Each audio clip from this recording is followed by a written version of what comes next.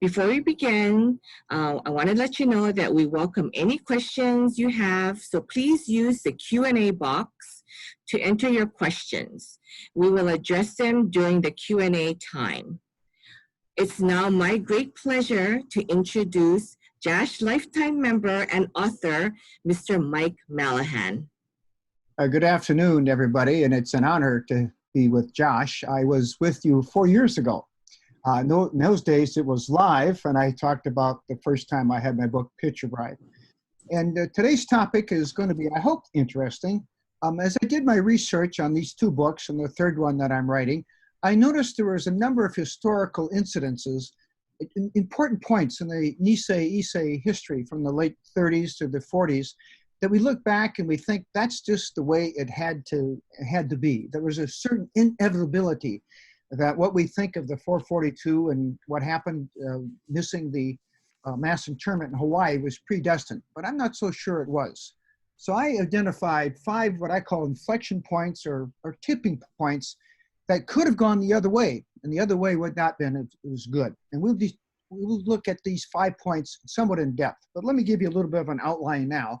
First, how did a 17-year-old girl and a Chinese man shape Hawaii's successful resistance to FDR's order, remove the Japanese from Oahu?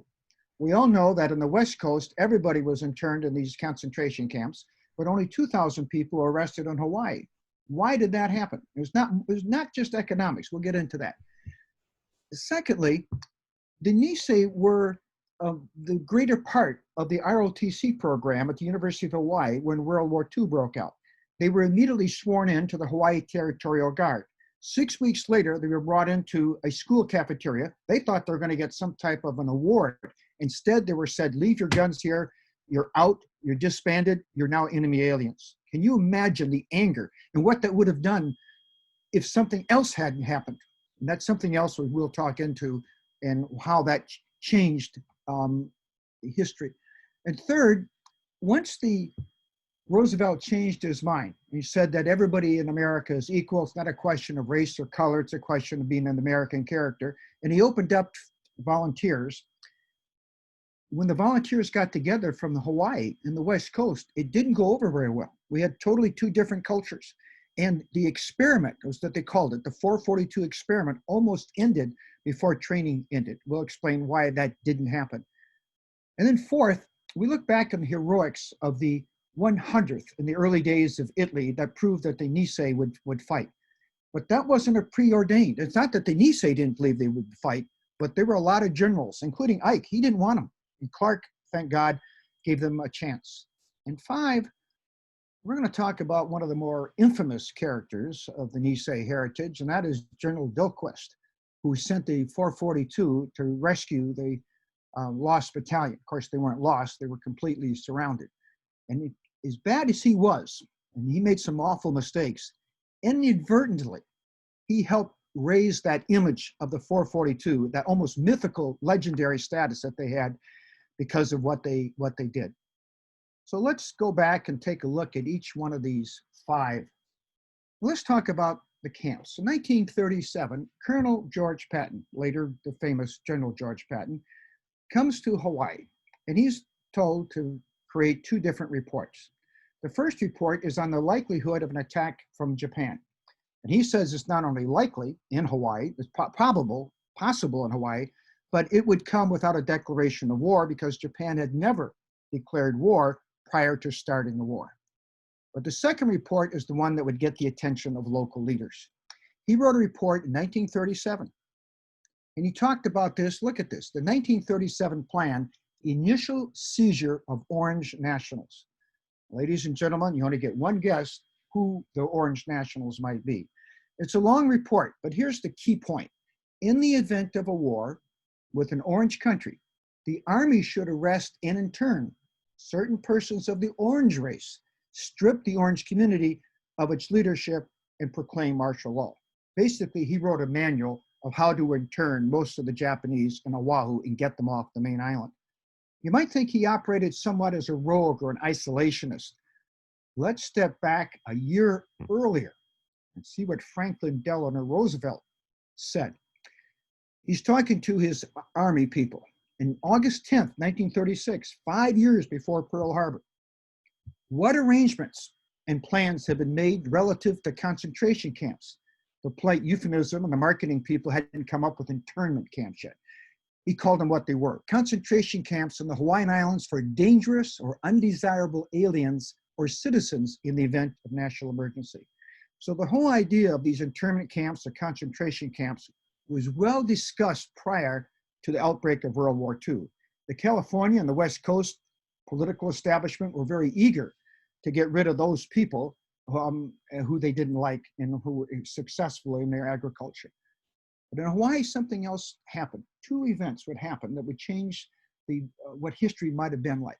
First of all, the leaders of Hawaii, the community leaders, they were aware of the Patton Report, they were aware of the Roosevelt, they were aware of the California disease, as they called it. On the left here, you see Charles Hemingway. He was the chancellor of the University of Hawaii. The University of Hawaii, over half the students were Nisei. And he had a very strong affection for these hardworking, cheerful students and wanted to protect them and their parents. Now take a look at these three people here. In 1937, along with Charles Hemingway, 38, they started something called the Interracial Unity in Hawaii, a Committee for Interracial Unity in Hawaii. The one on the left there is Shigeo Yoshida. He was very prominent in the 1937 statehood congressional hearings. Of course, Hawaii didn't become a state at that time. The Southern senators made sure they didn't have a new race with two senators coming from it. The middle person here is a rather interesting character. That is Hung Wai-ching, a Chinese man, and he was in charge of the YMCA downtown Honolulu. And again, most of the guys that were going, the gals that were going to the YMCA were Japanese. So he had, again, a very strong affection into there. And he was rising up in the level of community, one of those people who just seems to be everywhere. And the right-hand side was a man named Charles Loomis, originally from California. He comes to Hawaii, becomes one of those so-called community leaders. So they established a group of people to prepare for when war broke out, to make sure that the type of hysteria that was already blossoming in California would not take over Hawaii. That was their hope. So 1939, the man on the right here that you see, Robert Shivers, and his wife, Corinne, they are coming to Hawaii. Hoover sends them over for the express purpose to prepare the Hawaiian community for internment. So when the war broke out, the Wahoo would be rid of the Japanese. When he's greeted there, Charles Hemingway greets him. He says, you know, I've got good news for you. There's students, it's kind of a tradition at that time, that students from the outer islands, often Japanese students, would stay with an expatriate or Holly family, I should say, a Holly family, as an au pair. And they would do light housework, but they got free room and board. They went into their students. They weren't really a maid because they weren't going to do everything. And they were like part of the family, sort of. And so they said, we got this one girl, Sui Sanaga. And Shiver says, well, we don't need somebody like that. But he looked into the eyes of Charles Hemingway and realized he's just arrived. He said, I tell you what, let this gal stay with me for a week or so until you find her permanent home. And that gal that you see here, Sui Sanaga, she was at my home 7 or 8 years ago with her daughter. And she told me about that first night with Robert Shivers. And I'm going to just read a little bit about the interview. And I want you to imagine she's a 17-year-old girl, rather nervous being in this white person's home, an FBI agent in charge. And he comes into the room. And he starts off and looks at her and says, well, what's your favorite movie star? Trying to warm up a little bit. And Sachiko, in the book, she's called Sachiko. In real life, she was Sue. She breathes. She said, well, Clark Gable, but I like Earl Flynn too. Well, who is your favorite Japanese movie star? This is a chance for the FBI agent to interrogate his first Japanese person. And she's a perplexed expression washes over Sachiko's face. He says, I can't speak Japanese so well, she said, feeling a little guilty. Oh, so you don't go to Japanese movies? Well, I went once with my mother when I was 10 or 11 and I fell asleep. Ah, so your mother goes to Japanese movies. Well, sometimes, but not so much anymore. Her favorite actor is William Powell, but he's a little boring for me. And she also likes Gabby Hayes. We like Westerns and we wish Roy Rogers and Gene Autry would be in a film together. And he goes on. He says, well, do you go to one of those Japanese language schools, which were very prevalent at the time? Kids would, the Japanese would go to regular school in the day, and then they go to a Japanese language school. It was rather controversial. And Sachiko's lips turns down, telegraphing unhappy memories. Most of the kids did not like going to that school. Yes, my father runs one of those schools. We, that is my brothers and sisters and I, hated it once we got to junior high school.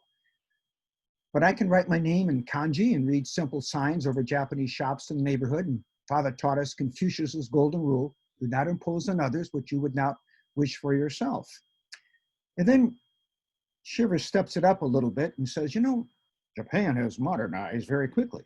You must be very proud to be Japanese. Sachiko snapped her shoulders back. I'm not Japanese. And she pressed the fingers of her right hand over her upper chest. I'm American. And leaning forward, she pressed her fingers harder. I'm proud to be an American, Mr. Shivers. And Shivers felt he'd overstepped some type of boundary with this naive 17-year-old girl. And the following morning, while Shivers drove to his office, he studied the many Asian faces that passed on the street. Most were neatly dressed, walking along the sideways with purpose or standing at tram stops, engaged in relaxed conversations with Asians, Hawaiians, and whites alike. And he wondered how many Japanese Americans were like Sachiko.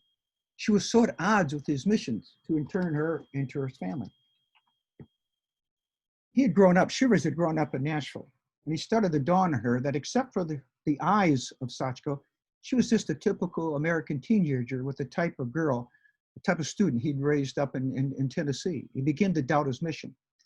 And I asked Sue Isanaga when she was at my home, and I asked her, do you understand the place that you did in history? But she said, you know, I didn't do anything. And of course, that was the whole point. That young girl who did nothing began to change the purpose of Robert Shivers in Hawaii. And I believe more than anything else that she changed history in a very positive way.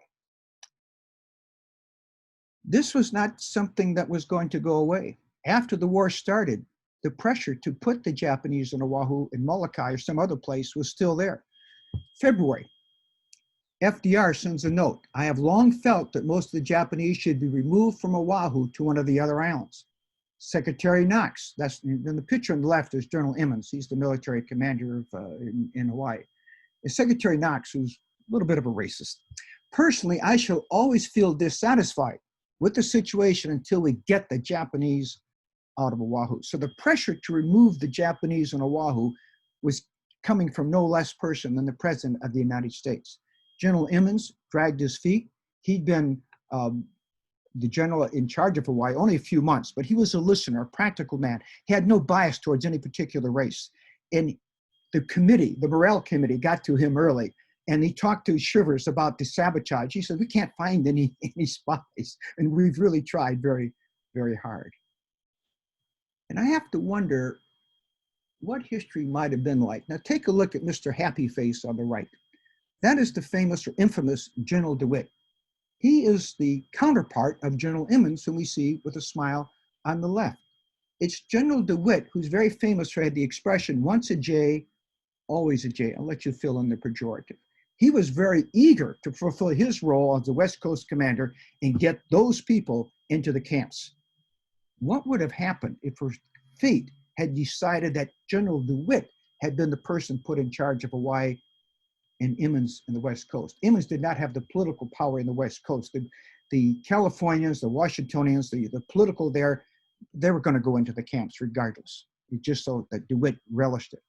But if he had been in Hawaii, well, he wasn't. And history as we know it now looks back as inevitable because except for the 2,000 that were arrested shortly after as scapegoats, as you will, sacrificial lambs, we didn't have mass internment in Hawaii. The third thing that happened, which is shocking, was that on January 19th, 1942, the Territorial Guard, mostly Japanese, and only the Japanese that were there, were taken to the school cafeteria, thinking that they were going to get some type of an award, or maybe their parents, some of them were at Sand Island, might be released. Instead, a very tearful General Fielder and Captain Noli Smith said, "Gentlemen, you guys don't deserve this, but you have to leave your guns here. You're being drummed out of the Army. You're now classified enemy aliens." Can you imagine the feeling you would have? You've been defending the governor's mansion. You've been on the beaches putting barbed wire in there. You're the guard person at the utility stations, the telephone communication places. You have done everything you have as a loyal American. The anger. And what would happen to Hawaii afterwards? That very question, there was the man on the bottom there we see is Hung Wai-cheng. He was warned a few hours ahead of time that this was going to happen.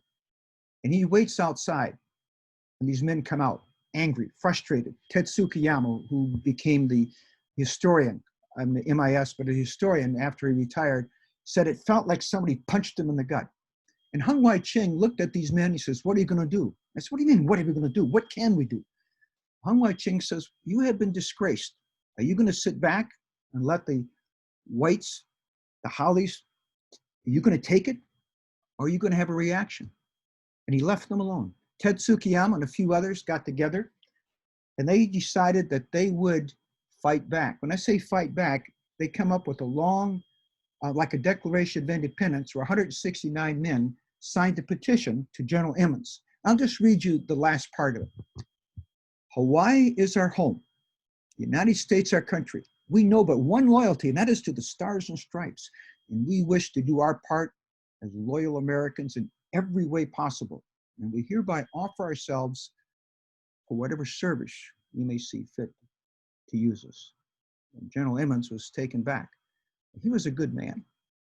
In a few weeks, he knew he was going to have to get rid of all these civilian Japanese Americans, Issei, Nisei, whatever, from Fort Island and all the military installations. So the day that he succumbed to the orders from Washington to get rid of them, the same day he authorized the formation of the Varsity Victory Volunteers. And 169 of those young men that you see there joined. They got uniforms. They were paid like a military. They looked sort of military, but they weren't military. And they actually lived on the military base. They had barracks at Schofield, and they did all the drudgery work. So instead of having a small, tiny army of angry young men unemployed on the streets of Hawaii, they decided to dedicate themselves to America in any way they could. But the story doesn't end. A year later, Eleanor Roosevelt comes to Hawaii. Hung Wai-cheng, there is the name again. He is one of the people that escorts her. He makes sure that she goes on the barracks and sees that those young boys, and he tells them what they did. Well, apparently, the word got passed to Roosevelt. And there were other pressures on Roosevelt. But we know that approximately a year after they were drummed out, he signed the agreement, the proclamation that anybody could join the Army. And you can see the boys on the bottom right here. They are very eager. And so they join up and become the 442nd. And kind of a happy ending. But it didn't have to be that way if Hung Wai-cheng hadn't challenged those young men. So now everybody is happy. We've got the 442 young men from Hawaii and young men from the West Coast. Two totally different cultures. The Japanese, the Nisei, when they go to Shelby for training, take a look at the picture in the upper left. It's one of those iconic pictures. And they are feted, and they have a band. They all got leis on. The governor gives a speech. They're right in front of the governor's house. You got the statue of King Kamehameha in the background, and parents and uncles are putting money into the pockets. These boys get on the ship, and the Nansen ship to go to San Francisco, Oakland, and they are loaded. They're happy. They're eager. They want to do it. You can see they're gambling, and they even today, you know, we have a shuttle service to Las Vegas before the pandemic took it down. Now take a look at the pictures in the upper right. We see it totally different. Those boys volunteered from the camps. Nobody gave them any money.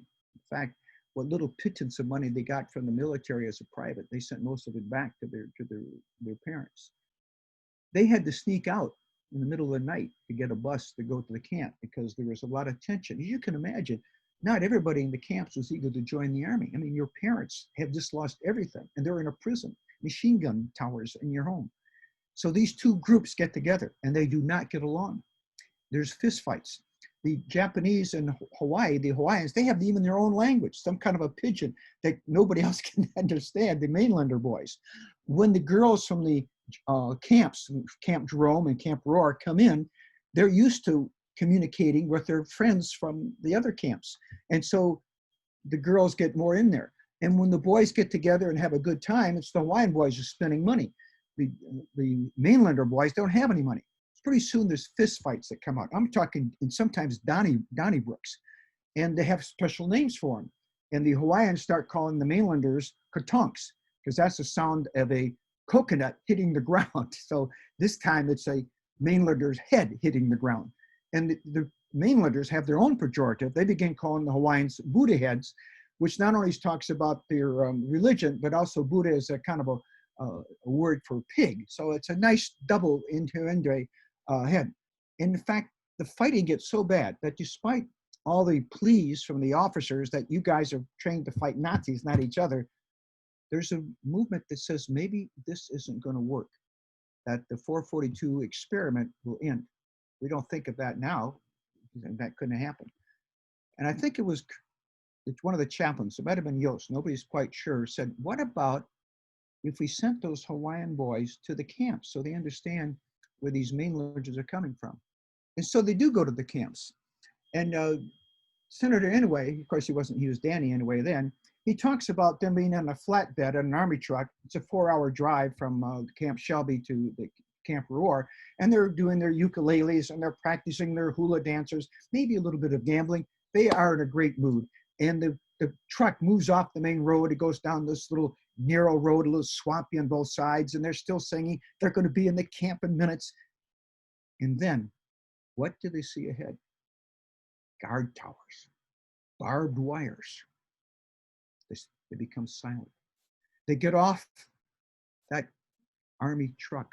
They're frisked by young men looking just like themselves, except for the shape of their eyes. And they are frisked by soldiers at the same rank that they are. In fact, some of them are privates frisking sergeants. And then they walk into the camp. And the little kids got these little American flags. But they see the toilets, the women's toilets, not even a front on it. They all eat in a cafeteria. They see the barracks that they're living in. The walls are so thin that if somebody sneezes in one end, the person hears it on the other end. They are in total shock. And at the end of the 2 days, they get back in that flatbed truck. And Senator Inouye, in his book, Journey to Washington, sums it up. I wonder what I would have done if it had been me and my parents inside that camp. Would I have volunteered for a country that betrayed me? Remember, we volunteered from a close-knit community that is generous and supportive of what we're doing. Our families haven't been forced out of their homes and herded into backwood prisons, never knowing when it will end or what kind of life is possible when this camp nightmare ends. But those mainland boys volunteered while in those camps, willing to die for a country that locked up their parents and siblings. Well, you can imagine when those Hawaiians got back to the camps, and there were several other truckloads that did that. The mood between the two groups, the Katonks and Buddha heads, disappeared. The fighting, and they became a single unit. The next question had to be about the 100th. Now, there were two groups of soldiers. The 100th, which we now know as, were draftees from 1940-41, and they were in the 289th and 298th battalions stationed in Hawaii. And nobody knew what to do with them after when the war broke out. The guns were taken away, but they were, already taken the oath. So they were soldiers. Finally, they were sent to Wisconsin, and they would become an infantry battalion. They were an experiment. If they would fight well, maybe the 442 would be able to join them. But the question is, would they even be able to fight? Even though they were trained as an infantry unit, when they got to North Africa, they were told they were going to be guarding the supplies because the Arabs stole everything. There was a big shouting match. As I mentioned already, Eisenhower wanted nothing to do with these Nisei. Fortunately, Clark, who was losing some of his troops to Ike's Normandy there, wanted everybody he could. He had heard good stories. But still, the question was, would they fight and would they fight effectively? The Nisei didn't have any question about that. Well, what did happen? The 100th lands in Salerno, Italy in September 1943. In the next 4 months, 5 months, they fight up the spine of Italy, including Cassino. By the end of the Battle of Cassino, the original 1,300 Nisei boys and the 100th became 521 effectives. Those are people who fit for fighting. Now, the other 800 didn't all die. Some of them did, of course, over 100 died. Many were casualties, frostbite, wounded in the hospitals, but only 521. So you might say they proved to be an effective fighting force. And even at that time, they had already earned the reputation of called the Purple Heart Battalion. When the going got tough, boys from the 100th, they didn't retreat. They kept going. Of course, they were fighting two wars. As Truman later said, you were fighting two wars, one against the Nazis and one to prove America was wrong about you, and you won both wars.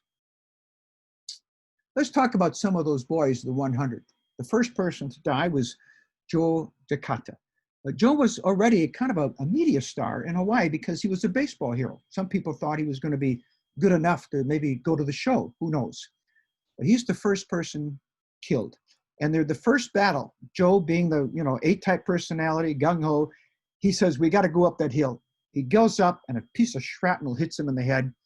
And as he falls down, his last words, moving his arm, carry on, carry on, carry on. And he gets the Distinguished Cross.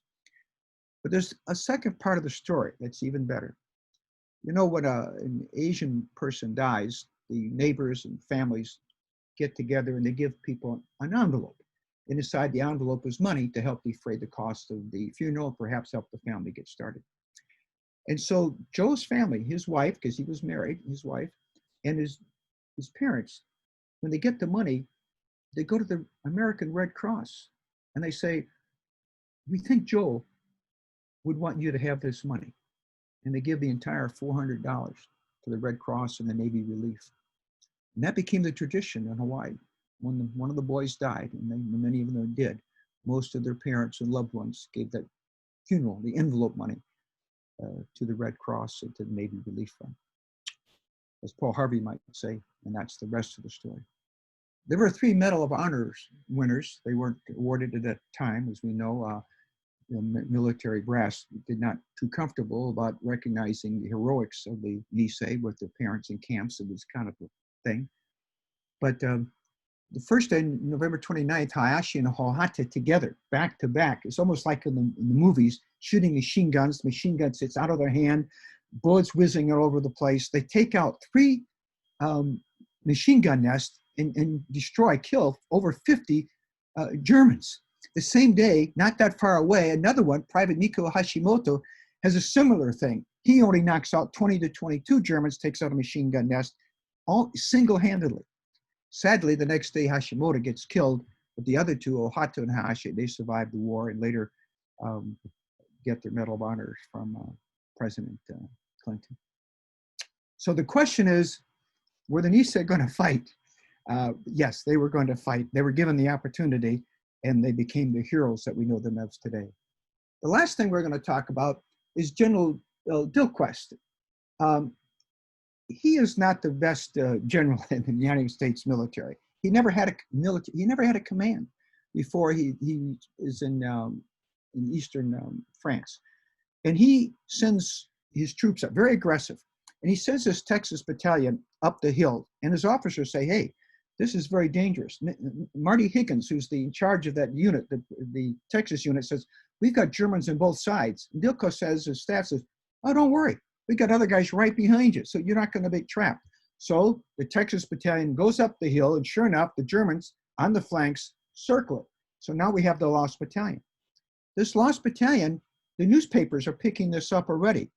And Dillquest sends 2 of his own groups, his own battalion, from other Texas units to try to relieve them, and it fails. So finally, he turns to his Nisei group that had been fighting for 2 weeks in Brewers and Vicentine, the Vosges Mountains.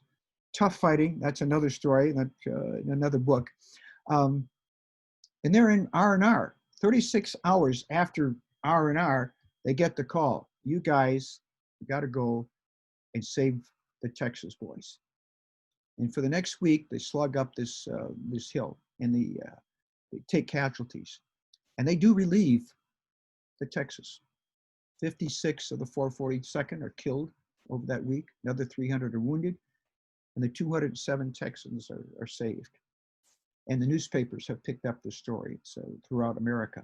And so in some nefarious way, General Dillquest, he changed the 442 from being one of the most decorated units for its size in the history of the American Army to the most decorated unit in the history of the Army. There's a question that comes up often, is still debated, because I get it when I do Facebook presentations on this question. I get a lot of feedback. Were the Nisei soldiers expendable? Were they sent to relieve the Texas group or other groups because they were Japanese? Or was there no retreat attitude made them the go-to unit when a military objective was critical? One of the people who responded to me was Todd Ushishima. And he said, you can look at this, I have two uncles that took part in the Lost Battalion. And he asked one uncle that very question about expendability. He says, I'll never forget what my uncle said. They were American soldiers first, a brotherhood. Most, but not all, of the soldiers that did the relief thought that they were called on often because they just know how to give up. They were the guys that got it done. Just like in the ninth inning of a baseball game, you send in your best pitcher when the game is on the line. But there's other people who would not agree with that. So that the debate certainly continues. Last year, I went to Brewers for the second time. This is a picture on the left-hand side, up there you see, on the left-hand side, of the actual fighting that took place 75 years ago. It was a horrible thing. The trees themselves became weapons, because if you exploded a artillery shell at 25 feet, the parts of the trees of the would splinter off, and you could easily be killed by flying splinter. Now, these aren't splinters that, are not the type that go into your finger. And I had the very privilege of being a voyeur, if you will. If you take a look up there, there's Glenn Hajiro. His dad was the famous Barney Hajiro, and who won a Medal of Honor. And Frank Ono, David Ono, who's the ABC guy in Los Angeles, and also supports a lot of the Nisei causes. And David Ono found out the exact place where his dad's won his Medal of Honor. And they talked about how it happened. And Barney Hajiro and his good buddy, both of them at the bottom of the hill, the Germans coming down, and he's got the whole unit. And Barney says, we can't stay down here. We're just going to get picked off one by one. We got to go up there and take out those machine gun nests. There's 3 of them. They both get up and charge. At an instant, the guy on the right, Barney's buddy, gets killed, just like that, falls down. Barney has a decision to make. Does he go down and look after the guy who's dead, or does he go on and look after his unit? He charges up the hill. Miraculously, he is not killed. The bullets go by. He goes up there. He takes out 3 machine gun nests. And for that, years later, he gets the Medal of Honor, and he's alive when he does it. And he gets the Medal of Honor and gets to take it home. We're going to end this with a couple of days after the rescue of the 442. General Dillquest wants to have a honor guard. He wants all the 442 to have a parade and recognize for their valor. And he's angry. He looks across. He looks at Colonel Miller, who's in charge of the unit, the 442nd. He says, I ordered everyone here. Where are they? And Colonel Miller, in a calm voice, says, this is all that's left of the 442nd, sir.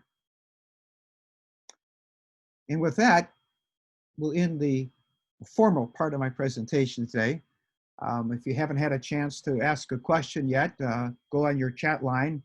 And do we have any questions that have come in while I've been talking? Whoops, I can't hear you.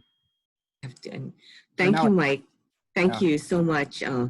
I've heard some of these stories before, but I never tire of hearing them, especially everyone tells it a little differently and your passion about this topic is really inspirational, because we should never forget, we should never forget this story. So I would like to encourage the audience to please enter your questions in the Q&A box, but I do have a few questions. The first one is, Mike, where have you traveled to do research for your books? And is there a destination that remains special to you? Yes, I answer both questions. Almost every place in both books I have visited. We went to Amakusa, where Haro was born. It's a little island off of Kyushu, near Nagasaki. And we visited there because in those days, a lot of the girls were sold into the pillow trade in the 100 years ago. And my picture bride isn't. Something happens miraculously. She's raised in Hiroshima when she's a teenager. And I went to that particular temple there, and it's still there. And I had to pick a temple that survived the bombing. And that temple after the bombing became a hospital. But the local priest there was very kind to me. And as I walked around the temple, many of my walk around became scenes later on in the book. On the war part of it, I have been to Italy and France twice. And last year, it was my second time to Brewers with the families. There was one veteran left. And I'll tell one story about my first visit to Brewers. And this is kind of a gutsy issue. The French have not forgotten. And I want you to think of Bastille Day in the small town of Brewers that had been liberated by the Nice 75 years ago. And the 7 Nice in the front of the parade, they're not marching as brightly or true as they did 75 years ago. They're kind of slow. And the people along the side are applauding. And all of a sudden, just before they get to the town square, 2 ladies, septarian, they're in their 80s, they walk right on the middle of the parade. They turn around and they're facing the 7 boys. The parade stops. Each of them grabs one of them and hugs him. Not a word was spoken, but we all heard. And they walked back. That's a memory, I mean, what is that worth when you travel and you do research? And that I can't put it in the book because I write historical novels, but it certainly was a gut-wrenching moment. This last year when I went with Lawson Sakai, he was brightly, he even danced a jitterbug with one of the local gals at age 96, and a month ago he passed away. But I tell you, he went out like a warrior, like a warrior. So yes, I've been to every place that's in the book. I have been to, except Camp Roar. I had to go to another camp instead of that one. Oh, what was the other half of the question? Is there a destination that remains special to you?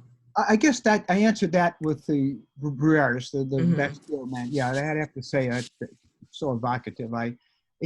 Because it happened on Bastille Day, every July 14th, people know that's Bastille Day, like we do Cinco de Mayo, July 4th.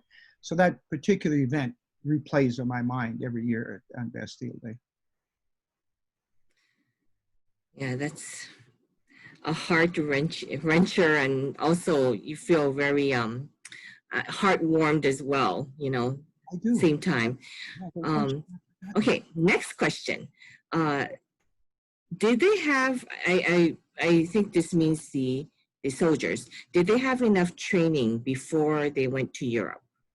Absolutely, they were well trained. I have to say that. The ones that the 100th had been, of course, they were active military prior to the war, and they had about 9 months of training in Wisconsin and in later on near Camp Shelby, and they won all sorts of awards. And even though as they won the awards, a lot of the officers said, "Yeah, okay, they're winning the awards, just setting records for loading a gun and shooting and so forth, but we don't know what they're going to do when they actually get into battle." The 442nd themselves, they spent a year in training.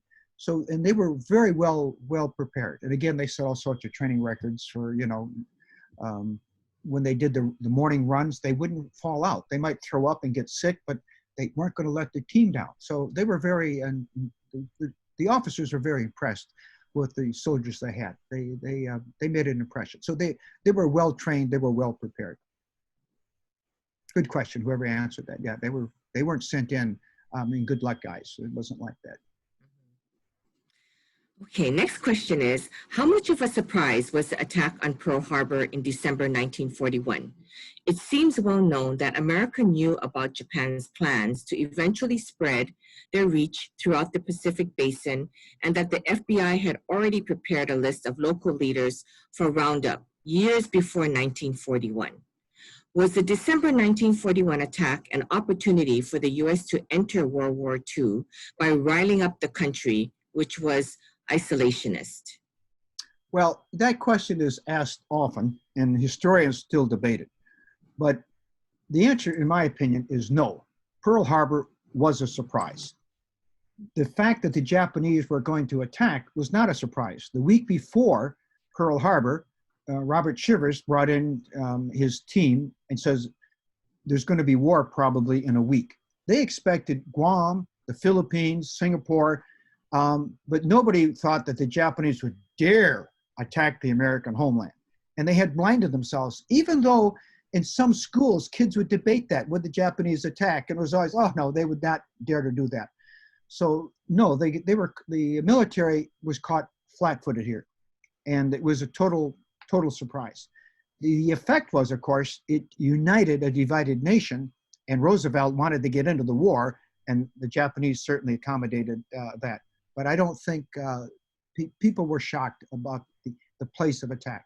And one of the reasons that you could do the sneak attack, during the winter, the ocean part of the northern part from going from Japan to Hawaii was really rough, nasty weather. So you didn't have commercial.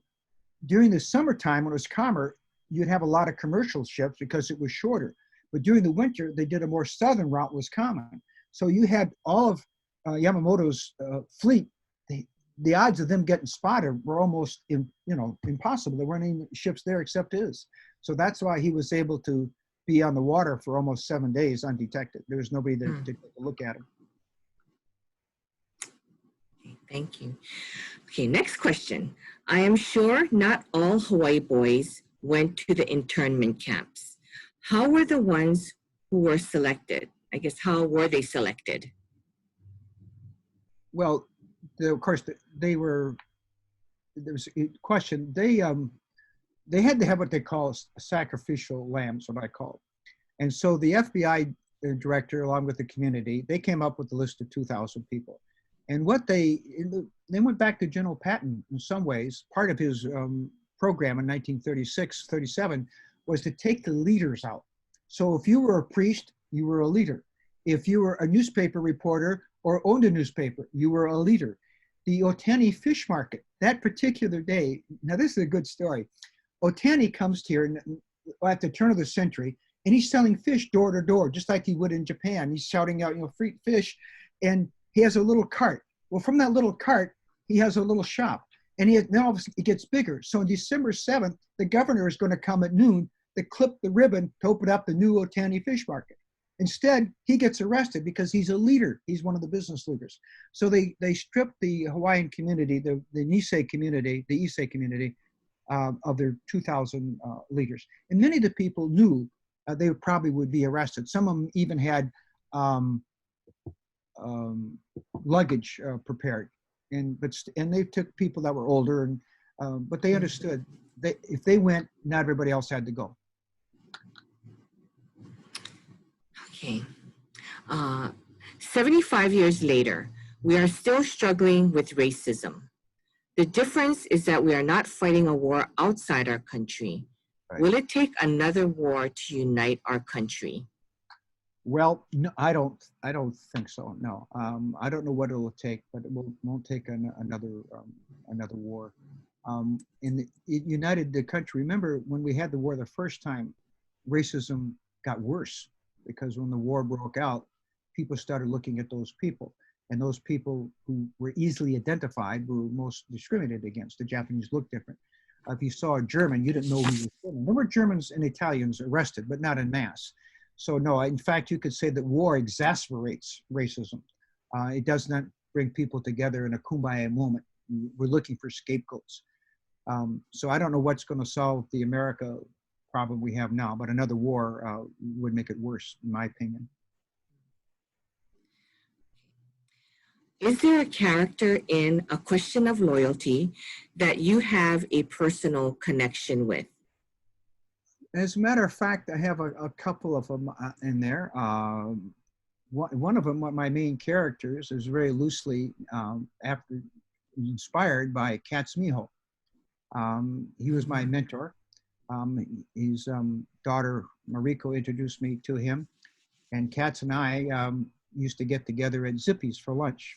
And after a period of time, he became like a surrogate father to me. And he was a member, he was a spotter for the 442nd, the 5-second. So he's in the book, one of my main characters, loosely on him. There's some scenes, some stories he told me about situations that got into the book. Susito also was an inspirational person to me in Boston. Many of his, he had a little Kodak camera and used to take pictures. We weren't supposed to take anybody, but the officers knew that he had it, and thank God he did, because he got great pictures. So there were two people that were, I could name more, but we don't have enough time. But yes, some people made an impression on my life and what they did. Are you working on other projects in addition to your next book, Proof of Loyalty? Well, no other writing projects. And Proof of Loyalty is, I do the marketing for the book, Question of Loyalty. And only recently I've actually started writing Proof of Loyalty. And that's going to be a challenging book. I got to get the MIS in there, and I've got the, right. Italian, and I don't want to go through that with everybody, but it's quite of a challenge. But I do love the writing, I have to say. I do, and I take too long. My research takes too long. I look up a date. Next thing I know, I'm spending an hour reading about extraneous. Right. So I love my research. Are there still people from MIS still alive that you can interview? I hope so. Ted Tsukiyama, you probably know him. He told me a lot of the stories about his days in Burma. Of course, he passed last year, so there's not many left. So I have to work on a lot of second stories. The University of Hawaii has a rich oral history that they've done with a lot of these MIS guys. So for years, they would talk about it. And as they got into the 70s, they realized that, just like me going to the Braves games, that, if they're going to get the story out, they better hurry up, and people would interview them. So I think I'll have enough material. I have a library with over 200 books, not all on MIS, but I think I have enough resource. And there are some people who it's a couple of MIS guys around. I can't think of the names. People said I should talk to, and I probably will. Maybe JCCH has some of that information. Yeah. So there's probably United Japanese Society of Hawaii. But anyway, that's another topic. I know people got all the time. You got to talk to my uncle. Got to talk to here. Yeah. No resources. No, good. That's good, actually. Okay, so I have another question from the audience. What do you know about Kibe, Japanese Americans who return to Japan for education, usually the eldest son? My father, born in 1895 in Waianae, went back to Japan as a child and studied in Yamaguchi-ken. He returned to Hawaii and opened a business in Chinatown, then returned to Japan in the early 1930s to take care of his father, Issei, who was ill in Japan. My father, mother, and sister were in Japan until 1940. After my grandfather died and my father realized that Japan would be going to war soon. Although he had spent time in Japan and was fluent in Japanese, he was spared interrogation and internment. We think because he served in the Hawaii National Guard. He was one of the lucky ones who didn't go to the mainland. In fact, the Kiwi play a role in my books, and two sides. Some of the Kibe, the ones that came back were the real Kibe. But two of Haru's children in Picture Bride are stuck in Japan during the war. So they're Kibe that got stuck there. One of them is in the Imperial Army, as there were a number of Nisei that didn't bother to get an American passport, and then they got drafted. But Kibe were very important to the Americans. In the beginning, they were the most distrusted group. Then all of a sudden, people realized we don't have anybody that speaks Japanese. So the Kibe, from being the least trusted of all became the most, the resource. We got to get these guys. And so many of them did migrate to the MIS. There were a lot of Kiwi people in the MIS, and they became very critical to the war effort. So I think this may be our last question. So your next book, Proof of Loyalty, any timetable on that? Well, I always tell people 2 years. Yeah, but I hope I can do it in 2 years, and then once it's written, you go through different editorial processes and printing and so forth. And I have a publisher that works with me, and it goes through a long thing. So I would guess it's probably 3 years before it's probably going to be in somebody's hand. And I'm not the fastest writer in the world. Historical novels, as I learned, are long to write because you got to look up all sorts of picky detail. I remember in the beginning when I was writing the first book about when at Camp Shelby, I had the guys doing the shaka. And I said, oh boy, the shaka. Was there a shaka in 1940? Well, there wasn't. It was invented, if you will, by a used car salesman in the 1950s. Really? And the mayoral candidate, Frazee, picked it up, and that was his thing for the mayor. Yeah, so that had to go out. I had to take that out. Then what about mosquito coil? Mosquitoes are a big problem. Yes, mosquito coils were invented in the 1890s by Chinese, but there's a Japanese firm that made some and still does them today.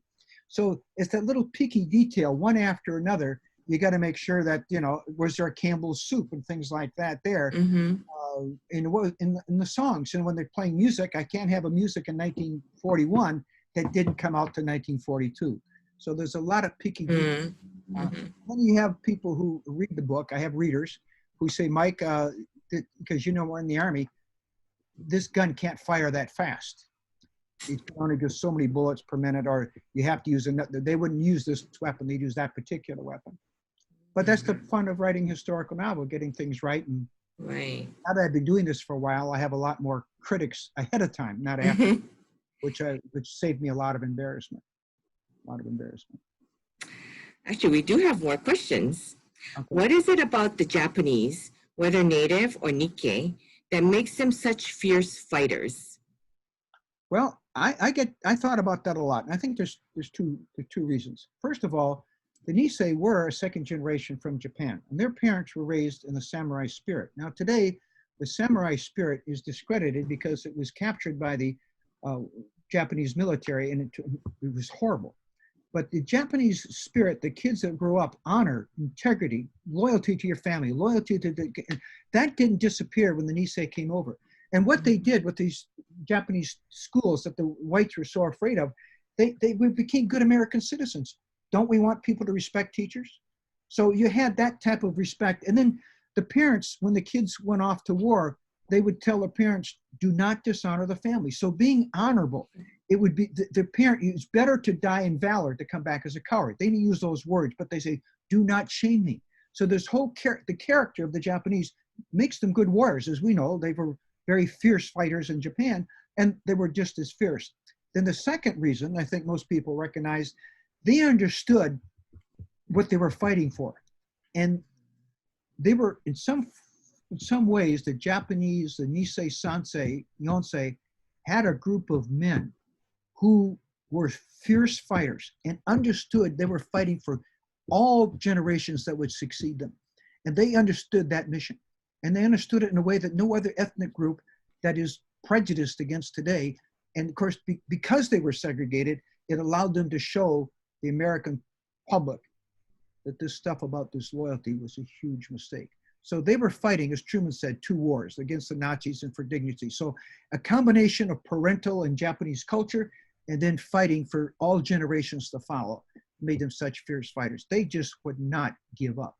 That's why I think they were overused. It wasn't just that they were expendable, but if you wanted the job done, they would do it. They got the job done. Got the job done, and they weren't afraid to die. They didn't want to die, but they weren't afraid to die. When I say weren't afraid, they were, of course, scared before a battle, but they would overcome the fear. They would charge that machine gun nest. Okay, last question. Where can we get your books? Well, course, they're on Amazon. If somebody wants an autographed copy, they can get it directly from me. You can go on Facebook. My name is Mike Malahan, and you can contact me directly, and I'll send you an autographed copy. And you can get it from my publisher. Because of the coronavirus, I'm not giving the book signing talks at the local bookstores and so forth. You can do that. But Amazon is simple because everybody has an Amazon account, and some people like an autographed copy, so they can get it directly from me. So if you go to Facebook and leave me a message, my email, if you want, is MGM, just like the casino, at my name, Malahan.net. So MGM@Malahan.net. So thank you for asking the question. So would you like to sell the books? Thank you. Thank you so much, Mike, for sharing the story, the journey of writing these books, and also about the stories. And I think what I enjoyed most is hearing about the people that you actually met and how you turned them into characters, but really it's their stories as well. Again, I really feel like part of how you make sure that terrible things like war and, singling out a race for something that they didn't even have anything to do with, really, you just can't forget. And your books are helping us to remember injustices, but also how things would be turned around and become right again. So thank you so much, Mike. And thank you to everyone for joining us today. I hope you enjoyed, I'm sure you enjoyed this talk. And just a reminder that next week we have another talk story. This talk story is with two young women who own their own businesses, Bella Hughes and Amanda Noguchi. Bella Hughes is the owner of Shaka Tea. She grows the mamaki leaves and on the Big Island, and she is just a fantastic inspiration to all of us, and how she's sustaining her business even through this COVID time. And then Amanda Noguchi is also a business owner. She owns an event planning business, so you can imagine how this crisis has affected her business, but how she pivoted and is thriving in this COVID, in this crisis time. So please join us, I believe it's next Wednesday, the 28th, at 2 p.m. It'll be on our website, www.jashawaii.org. Excuse me. Okay, everyone, thank you. Have a great evening. And thanks again, Mike. And we hope to see you soon in person. Thank you. Me too. Thank you. Good night.